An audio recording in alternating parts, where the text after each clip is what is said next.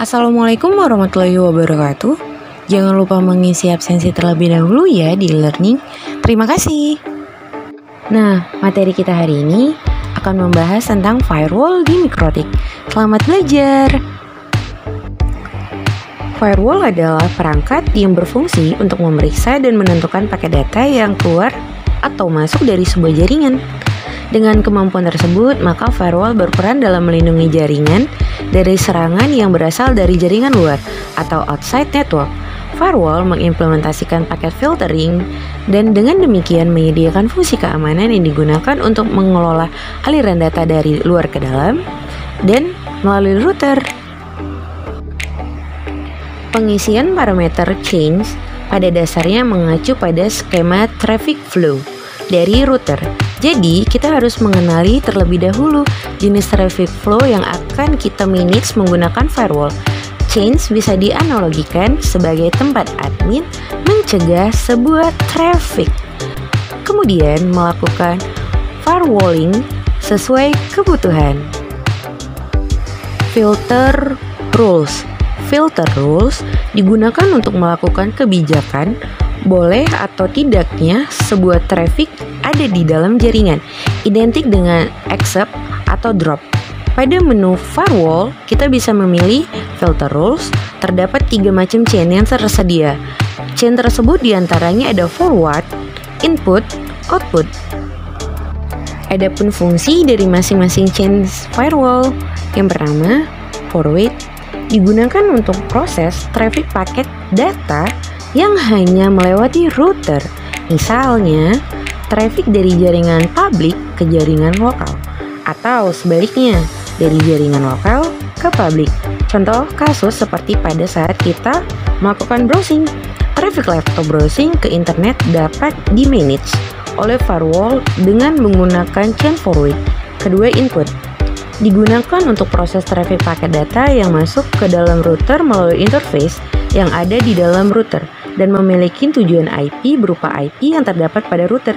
Jenis traffic ini biasa berasal dari jaringan publik maupun jaringan lokal dengan tujuan router itu sendiri. Contoh, mengakses router menggunakan Winbox, Webflix, Telnet, baik itu dari publik maupun lokal. Yang ketiga, output digunakan untuk proses traffic paket data yang keluar dari router. Dengan kata lain, merupakan kebalikan dari input. Jadi, yang berasal dari dalam router itu sendiri dengan tujuan jaringan publik maupun jaringan lokal. Misalnya, dari new terminal Winbox, kita melakukan ping IP Google, maka traffic ini bisa ditangkap di chain output. NAT atau Network Address Translation. Pada menu firewall, NAT dibagi menjadi 2 macam option chain yang tersedia, yaitu DST-NAT dan SRC-NAT.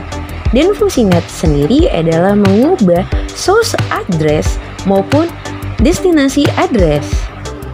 Fungsi dari masing-masing chains pada NAT adalah sebagai berikut. Yang pertama, DST-NAT memiliki fungsi untuk mengubah destinasi address pada sebuah paket data. Biasanya digunakan untuk membuat host dalam jaringan lokal dapat diakses dari luar jaringan atau internet. Dengan cara NAT akan mengganti alamat IP tujuan paket dengan alamat IP lokal. Jadi kesimpulan fungsi dari change ini adalah untuk mengubah atau mengganti IP address tujuan dari sebuah paket data. Kedua, SRC-NAT memiliki fungsi untuk mengubah source address dari sebuah paket data. Sebagai contoh kasus dari fungsi dari change ini banyak digunakan ketika kita melakukan akses website dari jaringan LAN. Secara aturan, untuk IP address lokal tidak diperbolehkan untuk masuk ke jaringan WAN. Maka diperlukan konfigurasi SSC-NAT ini sehingga IP address lokal akan disembunyikan dan digantikan dengan IP address publik yang dipasang pada router.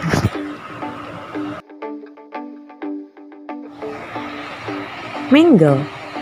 Pada menu firewall, Mangle terdapat 4 macam pilihan untuk chain, yaitu forward, input, output, pre-routing, dan post-routing. Mingle sendiri memiliki fungsi untuk menandai sebuah koneksi atau paket data yang melewati router, masuk ke router, ataupun yang keluar dari router. Adapun fungsi dari masing-masing chains yang ada pada mingle sebagai berikut. Forward, input, output. Untuk penjelasan forward, input, dan output sebenarnya tidak jauh berbeda dengan apa yang telah diuraikan pada filter rules di atas. Namun, pada mingle, semua jenis traffic, paket data forward, input, dan output bisa ditandai berdasarkan koneksi atau paket data. Kemudian, pre-routing merupakan sebuah koneksi yang akan masuk ke dalam router dan melewati router. Beberapa dengan input yang hanya menangkap traffic yang masuk ke router, traffic yang lewat router, dan traffic yang masuk ke dalam router yang ditangkap di dalam chain pre-routing. Kemudian post-routing, kebalikan dari pre-routing. Post-routing merupakan koneksi yang akan keluar dari router, baik itu traffic yang melewati router ataupun yang keluar dari router. Custom chain. Custom chain digunakan untuk menghemat source router dan mempermudah admin jaringan dalam membaca rule firewall. By default, router akan membaca rule firewall secara berurutan sesuai dengan nomor urut rule firewall.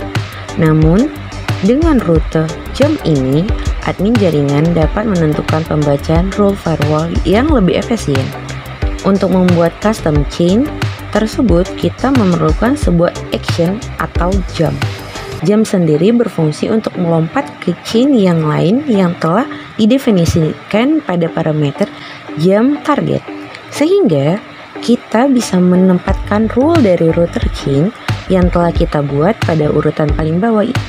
Ini dimaksudkan untuk mempermudah dalam pengelolaan rule firewall. Terlebih lagi, jika kita memiliki rule yang banyak. Sampai jumpa di pertemuan berikutnya.